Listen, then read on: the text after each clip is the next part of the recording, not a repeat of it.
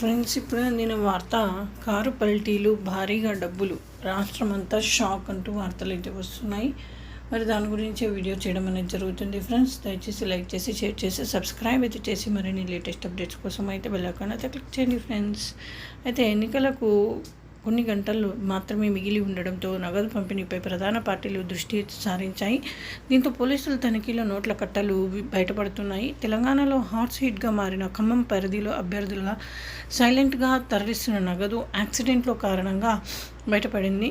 ఇందుకు సంబంధించిన వివరాలు ఇలా ఉన్నాయి. ఖమ్మం జిల్లా కూసుమంచి మండలం కేశాపురం క్రాస్ దగ్గర ఇన్నోవా కారు బోల్తా పడింది. ఆ సమయంలో కారు వేగంగా ఉండడంలో పల్టీలు కొట్టింది. దీంతో కారులో ఉన్న నోట్ల కట్టలు బ్యాగులు బయటపడ్డాయి. ఆ బ్యాగులో మొత్తం 2 కోట్ల రూపాయల నగదు ఉన్నందున అనుమానం వ్యక్తం అవుతోంది. దీంతో స్థానికుల నుంచి సమాచారం అందుకున్న పోలీసులు ఘటనా స్థలానికి చేరుకున్నారు.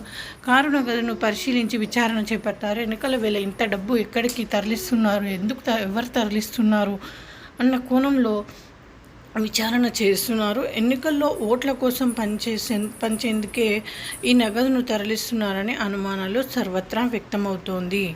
ఈ విధంగా వార్తలు అయితే వస్తున్నాయి. ఫ్రెండ్స్, మరి దేనికోసము అనేది మనకి తెలియదు. వార్తలు అయితే ఆ విధంగా వచ్చాయి. Thanks for watching.